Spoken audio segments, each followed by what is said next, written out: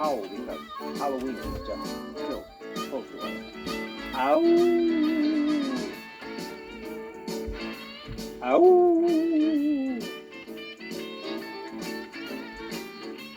All right, ladies and gentlemen, you hear the music in the distance, the howling of the wolves. All right, over the hills and far away. Well, all right, ladies and gentlemen, I figured I'd get in a few wolf howls. I decided to, where am I looking here? I decided to wear my ugly mask for the show today, where Halloween has just recently passed.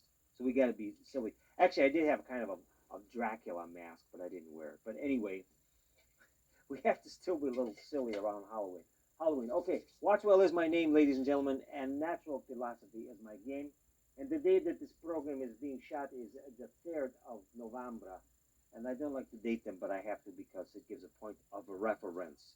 Now, this is going to be kind of a silly show today. I am going to call I always talk about the city pages, Carla Aldrich, and sometimes I refer in general terms. But today she's got a pretty good article that I'm going to use as a little bit of a kind of as a seed for some of the things that I'm going to talk about stars, and a little bit of a kind of a little kind of astrological house cleaning because we are now past daylight saving time. Daylight saving time is now gone, and I will explain to you why that is good for Watchwell because it makes more sense in looking at stars and things. I will explain that, and then for the kind of like the meat of the show, I was helping my daughter with some trigonometry, and so it was kind of interesting, and it forced me to forced me looking at this one here. They're telling me what to do.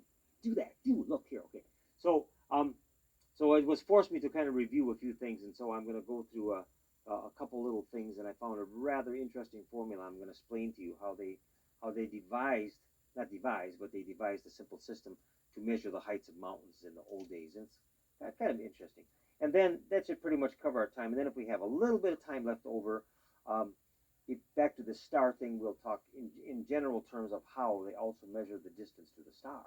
Okay, we'll see. Stars. Well, you get the distance to the stars. Well, you go out to Los Angeles, California. You go down the Hollywood and Vine and you walk down the thing. And then you kind of measure the distance from one star to another. Oh, I'm talking about the other stars. So it's silly. So okay, so watch while they're already going in about the 20 directions. And one last thing I have to do, I have to finish my little Mill Valley quip that I finished off last week.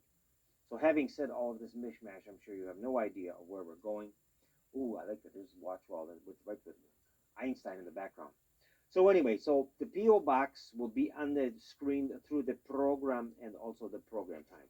So we're going to have just a kind of fun here today.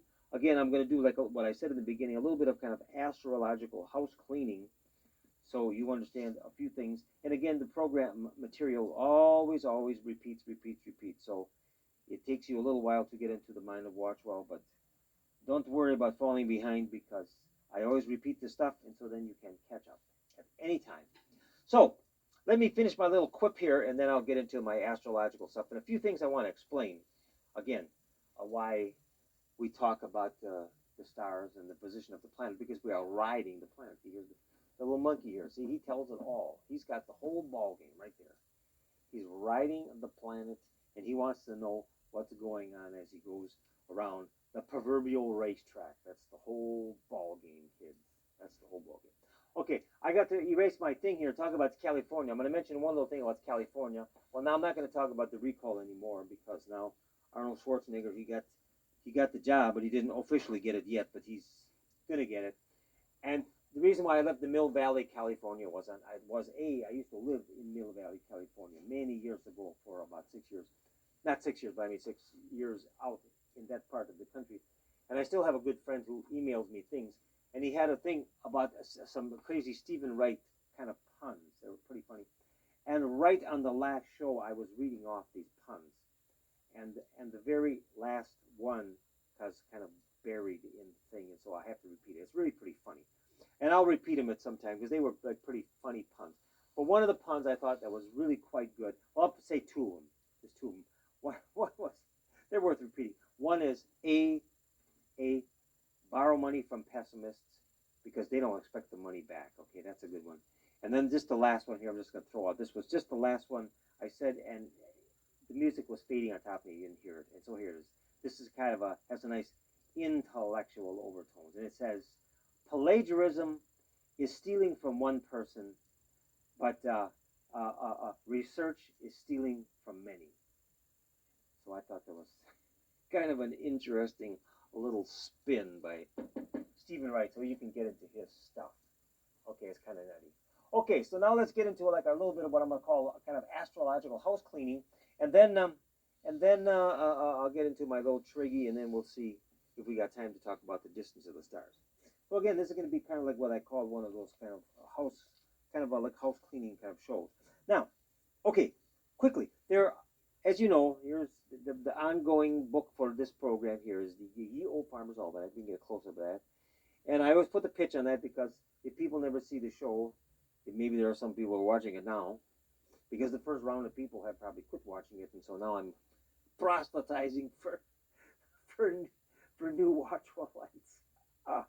They're always in demand. That's right. See, the old ones go away, and the new ones, you got to usher in the new ones. Well, anyway, so if you've never watched this show before, the reason why I use the Ye Old Farmer's Almanac is it's mostly, it has to do with a real hands-on approach to what happens with the planet. The sun rises, the sun sets, the positions of the planets, the positions of the moon, the positions in the constellations, and so on and so forth. And it's very, very hands-on, and so that's why I use it. And today it'll tie in nicely because I'm going to refer a little bit to an article that's in City Pages, and so then again, when you can cross-reference from one to the other, then you can kind of see how even though it comes from different sources, it all ties together. See? And that's the magic of things. So when you pick up information from different sources, then it is magic how it becomes more. Okay, one thing quick. What I'm saying about what is particularly, can I say that word? Particularly interesting now that we are finally, okay, 1026, we went off of daylight saving time, okay? And what is very, very nice about finally getting past the daylight saving time, what is nice for, at least for Watchwell, is if you really watch the moon phases a lot, which I do, I'm like basically a wolf. I live and die by the moons, by the moon tides. I used to live in San Francisco, and I used to absolutely religiously watch the tides. In fact, San Francisco, it's really crazy talking about San Francisco. If you don't believe in the power of the moon, well, ladies and gentlemen, in the San Francisco, the bay, the tide rises between the first quarter tides, which are very low, and the new moon and the full moon. There's like basically a difference of 6 feet.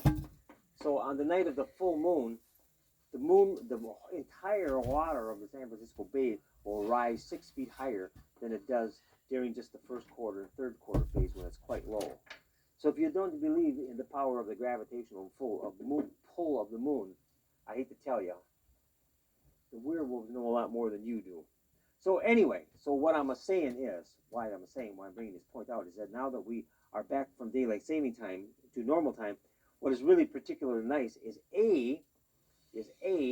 that the sun is completely overhead at pretty much plus or minus 12 o'clock, p.m. The sun is right overhead, give or take a few degrees, what they call sun fast. But give or take a few degrees, the sun is directly overhead at 12 o'clock. And what is also rather interesting is that when it's the night of the full moon, then the full moon will be directly overhead at 2400 hours instead of like thrown off. See, otherwise, in daylight saving time, the sun is overhead at 1300 hours or 1 o'clock in the afternoon. And then when you have the full moon, then it's all like the full moon is at 1 o'clock in the morning instead of like 2400. And the same is true when you have, okay, so then this is like the 24-hour cycle. So this is going to be like 6 a.m. and this is now 12 noon, and this is like 1800 hours, okay? And then this, of course, will be 2400 hours. And what also is, like I said, it's in phase, and what is really nice is that when it is like the first quarter, that's when you look up in the moon, that's when you look up in the sky and you see the moon where it's half lit, where this is like the lit side, the bright side, and this is the dark side. It will be precisely, and I mean precisely, a half a slice looks like a pie, like part black, part white, precisely overhead at 1800 hours or 6 o'clock. Every time you look on a calendar in the Farmer's Almanac, or when you get one of the calendars and it tells you like it's like the first quarter, the first quarter, any month, any calendars have the moon phases. So just remember that not when you're out of daylight saving time, that the first quarter, that it's precisely a half a slice of pie in the sky, a pie in the sky. It is a pie in the sky. Now, it's not a pie in the sky. It's actually the moon phase. But anyway, you could say it's a pie in the sky at 6 o'clock. Now, let's go over here. And precisely when the moon is going the other way, when it's the third quarter, and then it's like lit over like this, where this is the bright side over here, that means that the sun is down here somewhere. Then, again, when you're not in daylight saving time, this is precisely, you look on the calendars when it says it's like the third moon phase, it is precisely overhead, just like this, at 6 a.m. So the moon is like right directly overhead at 6 o'clock in the morning, exactly a half a slice of pie. And it's like just overhead, just like the sun is overhead right at 12 o'clock noon. And then so it moves around. So that is one reason why Watchwell likes when we're actually down to out of daylight saving time, because certain things it all just kind of jives. But now there's one last thing that I have to say that I don't like, but I'm going to tell you what I don't like, but then I'm also going to give you a little reason for optimism.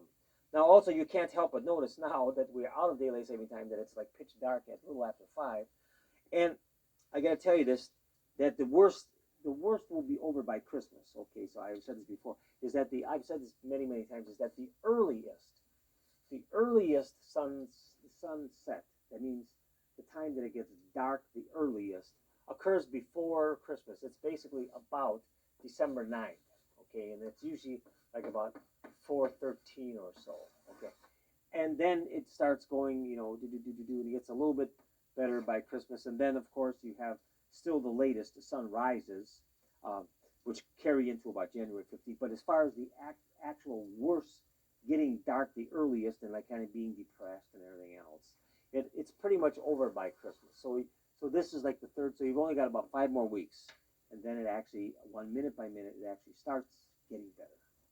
Okay, so that's all kind of like my astrological house cleaning, and somebody else, you can take it for what it's worth. But this is just stuff. The knowledge base that Watchwell, talks about is just, observations that I picked up over the years, and then I passed them along to you. And then if you want to put them in your wisdom hat, you can take it from me for free. I don't even charge for the wisdom. See, that's why they call me Watchwell. I have watched well over the years and accumulated thousands of hours of information on mostly useless topics. But that's what makes it fun, see, right? If I was like everyone else, see, then I could just sit here and talk about money or something really boring, see, then it wouldn't be an original act. Okay, so that was my setup. Okay, so now I'm going to jump a little, I gotta watch my time here. Okay, now I'm gonna jump in a little bit to the Carla Aldrich article, a little bit more about astrology stuff, and then I will get to my trigonometry. See, we always have fun stuff to talk about here, hey? If I wouldn't talk here, I would just stay home and do more bookworming. So I kind of gather a few notes together, and I come and put them together, and I give for you free. This is absolutely free. You then I have to pay $300 for college credits to take the courses from Watchwell. They are absolutely free. Okay, so I am now going to take from the little article by Carla Aldrich, which appeared in the 23rd of October, and she's talking about the the constellation Capricornus. Okay, Capricorn, and then that's the little one. I'm just going to point out a little few things here, and that's the one that kind of looks in the sky. Again, I just learned the over the years. I just learned the constellations like by kind of like what they look like in the sky. I don't get all wrapped up in all like the animals and the goats and the things they're supposed to be. To me, it's just a star formation that I learned to recognize. And right now, the Capricornus, if you look in the sky, it is now the current, according to the Watchwell handy dandy chart here, according to the Watchwell chart, the Capricornus, Capricornus is, according to the watch wall chart that I have here, is on about the third. Capricornus would be about dead overhead at about 8 o'clock in the evening. Okay, so we're just riding past it. So again, this is now like kind of like the constellation du jour, okay, so to speak. And and so it's again, it's got this little shape. They call, if you look on those pictures, it looks like a goat and so on and so forth. But it kind of looks like this little shape, and it's overhead in the kind of the early evening. But what I want to talk about, two things real quick about the Capricorn is one, the concept of the Tropic of Cancer, Tropic of Capricorn, and how they've changed. Okay, and secondly, also this is something I've touched on, and again, it's worth repeating from time to time, is that always remember, and this is a big always with a capital A, always remember that when you are looking at a particular constellation, is that the star, you just see the white dots in the sky of a particular star. But always, and I mean always with a capital A, always remember that if you were able, if you were able to take a constellation, because you're looking at it like a flat way, but if you were like able to somehow, I don't know how you could do it if you were in Star Wars and you could go into hyperspace and actually go out far away and look at them, remember that if you would rotate the constellation 90 degrees, that the constellation would not look like this at all. Okay, you have the stars like this, but in reality it would make no sense because again, one star of the constellation, I'll point this out, one star of the constellation is like 500 light. We'll use this as a baseline. Okay, so this is now how we can do this real quick. This is like, okay, you've just seen the picture of the constellation as though it were like, say, dots on a curtain. And again, I said this exact thing before. It's like you're at the Grand Theater, and you have this big curtain hanging there, and there are little holes cut in the curtain, and behind the curtain are lights, and that's what it's like. And then behind the curtain, there are little lights that peek through the little holes. But in reality, in the constellation, that the Deneb star in the constellation is like 500 light years away. Okay, light years over here, and then the Devil star on the right. The Devil on the right, it's called Al-Ghaidi. I'm not good at pronouncing the star names. Is like actually one is like 100 years away. It's a double star, so one's closer. One is like 100 light years away, and then the Devil star behind it is like 1,000 light years away. Again, so again, when you look at a constellation, it would make no sense to you. So one is like, say, you could look at it, you could say, well, 100 miles is like from, who knows, from here to Monaco. And 1,000 miles from here is, way up in Canada. And 500 miles away is, I don't know who, like from here to St. Louis. So it just blows, your whole intuition out of whack to think is that the stars that are like, you see them in a particular cluster that forms a shape. One is 500 light years away, one's 100 light years away, one is 1,000 light years away, and many, many constellations are like that, and it's really goinky. But then, when you just take the constellation and we see it just in 2 dimensions, we see it in just 2 dimensions on our planet, then it goes back to the kind of the thing where you have, there's a recognizable star there, and a couple more recognizable stars there, and a star there, and a star there, and a star there, and it's all just in 2 dimensions. But again, always bear in mind that for every constellation, that the stars are all way, way, way, way different distances. And so you always bear that in mind. In fact, even the Big Dipper, the one that is a very, very recognizable, constellation shape, the one that looks like whatever, the Big Dipper looks like, it looks like kind of like this, like the big kettle, Well, it even turns out that one is changing, and I've seen like in books that in like 40,000 years, the Big Dipper isn't going to look like the Big Dipper anymore because one star is moving, some of the stars are moving away, and some of the stars are going further out, they're coming toward us, and others are going out. So it all changes over time. So that's really kind of nutty. Now, let me say one more thing about the constellation here, and then I'm going to jump on my tree is going fast. Now, let me go back to my constellation, one more thing. So, we have learned now, okay, that the current that Capricorn is a kind of recognizable shape. Is now the constellation du jour, And we also remember, bear in mind that all constellations have stars from different distances. You know, they're not just all the stars that are just there. And the other part worth mentioning, and Carla mentions it in her article here, is that the when you remember when you think of what do you call it? What can I do this real quick? Like the globe, like you see a particular globe, you know, any globe, you know, that you see and thing. And you always have the thing where you have the Tropic of Cancer, you know, and the thing, the little dots, Tropic of Cancer, and then you also have the Tropic of Capricorn. Okay, and Tropic of Cancer, Tropic of Capricorn. And it turns out that in the old days meaning a couple thousand years ago, is that when the planet would be like at 621 and at say 1221, the constellation would be, like say it would be 1221, would be that when the planet was tilted the furthest back over here, then the sun would be in that constellation. And so then it would be like years ago it was like at 1221 that the constellation was like dead overhead during the day at the change of season, and conversely at 621 in the summertime at the change of season it was the constellation of Cancer. Okay, and now because you know kind of the planet is processing on its own axis through the stars on those particular dates now in the present day form, that is that it's in Sagittarius. So like the astrology people our astronomy people are really kind of slow to update. So what technically what they should do is on all the globes they should rename the dates, and they should call it that when it's the summertime they should call it not the Tropic of Cancer, but they should call it like the Tropic of Taurus.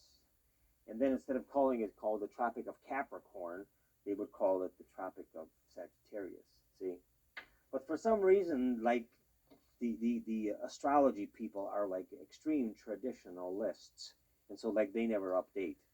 See, like the science people and the astronomy people, they're with the program. They keep on updating, but these other people are kind of, I don't know, who knows, kind of slower behind the curve.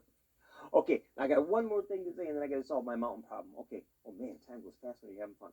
Okay, one more thing. Also, Carla, you had a very nice article this week. You should read it again. And the other one is one more time. This is on the 3rd, so you should see that by this time is that there is in fact a lunar eclipse this month on the 8th. There is a lunar eclipse. That means an eclipse of the moon, and it's going to be rather early. Okay, I'll read that real quick, and then I got to do my mountain problem. Okay, it says on the evening of November 8th, there will be a total eclipse of the moon. It says this is an early evening event, so if the skies are clear, which I hope they are, it's been snowing today, if the skies are clear, the entire family can watch the pale moon become red or orange. The first darkening of the moon will start about 5 p.m. Totality will begin about 7:06 and end at about 7:31, and the entire event will end shortly before 10 p.m. Okay, so I did a pretty elaborate one earlier in the summer about the eclipse shadow and all that. So I won't do that now, but there is one coming up. So that is coming up. You can watch that now. Woo. Okay, now I'm finally going to do my trigonometry. Let me get some visitors here. Okay, I'm now going to do my trigonometry. I was helping my daughter with a problem. She's learning now trigonometry, and there was a rather interesting formula that we use, and I want to share that. I want to share that with you because I got about 2 minutes here. I'm going to share that with you. A pretty interesting little formula that was used, many times to like find the heights of mountains and stuff, and it's rather interesting. Okay, now many of you, again, this audience is varied. I'm sure a lot of you have had trigonometry in the high school or college. You pretty much are aware of how you use, right triangles.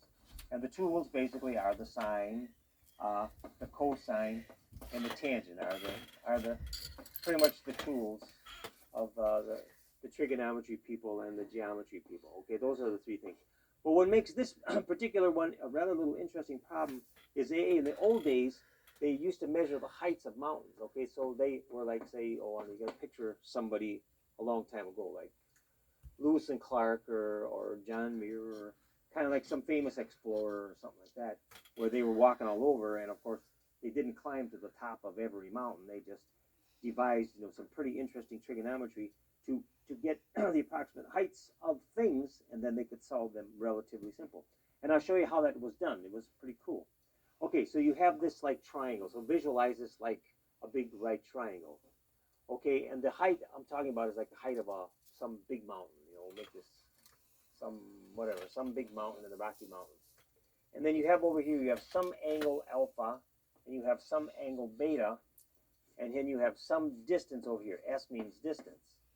And so what it amounts to is that you are walking out somewhere. Let's set up a scenario. Let's just say that you're like walking. You're going on the wagon trains, and it's flat, flat, flat, flat, flat. And they get through Nebraska, and it's flat, flat, flat, flat, flat. And they get all the way to Denver, and it's flat, flat, flat. And then finally, when they get out of Denver, they finally see these big mountains in the distance. So they shoot like an angle. They have transit. So they shoot an angle, and the angle is like, say, I don't know, like say 5 degrees, from here all the way to the top of this thing. And then they go like another distance, like maybe another, like say another 15 or 20 miles. They can keep track of their distance fairly accurately. And by the time they get down to this point, then the angle to the top of the mountain is like, say, maybe like 20 degrees. Okay, so it means that as you get closer to the mountain, instead of being a low angle, it gets higher and higher. It'd be like if I would get way under here, and I was really close. As I back away, it's like this. And it's the same principle, is that you just keep track of this distance and the two angles to the highest point, and then you can figure out how high your mountain is. And the formula that is derived out, this is pretty cool. You can use this. It's the height of the mountain is equal to S over 1 over the tangent of alpha, that's the first angle, the lowest angle, minus 1 over the tangent of the second angle, beta. Okay? So the idea is you can keep track of the distance from there, and then you just measure your two things, and you plug in these two numbers, and you crank them out, and you can get the height of the mountain. And it works really pretty slick. Oh, there's my music in the background. Okay, well, I can continue that the next time. Watch Well is my name, Natural Philosophy is my game. And until we see you next time, bye-bye. And remember to watch the eclipse if it isn't cloudy. Au revoir.